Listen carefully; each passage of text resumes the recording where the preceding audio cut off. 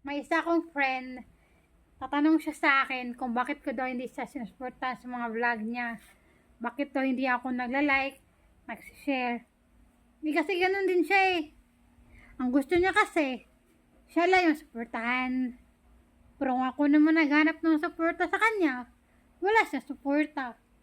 Tapos tatanungin niya ako kung ganun, bakit hindi ko siya sinuportahan. Eh ganun din siya eh. Kung ano yung treatment mo sa akin, ganun din sa'yo. Kung ngayon, alam mo na kung bakit eh. Ngayon, alam mo na ha. Kaya huwag ka na magtanong pa kung bakit. Hey guys, may bago na naman akong hugot. Minsan talaga, kung sino pa yung mga taong kilala mo, kamag-anak mo, sila pa yung kontrabida sa buhay mo. Sila pa yung nadadown sa'yo. Hindi ko nila lahat. Pero kadalasan ganun.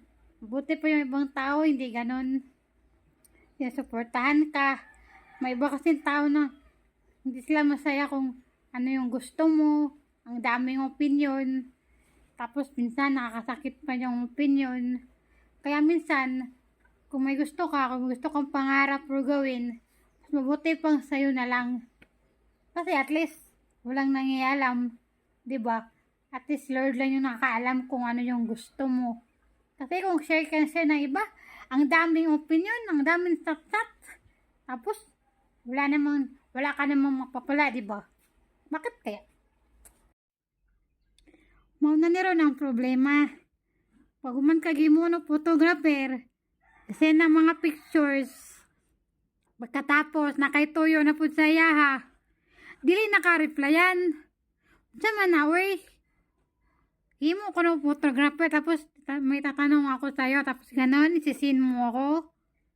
Grabe ka naman. Wala na nga bayad eh. Libre na nga yung paging photographer ko sa'yo, tapos ngayon may kailangan ako, sino naman. Ang galing mo kapag may kailangan talaga eh.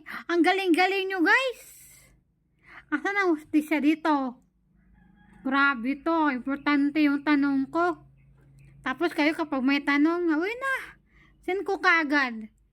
Grabe kayo. Grabe. Sige lang, may araw din kayo.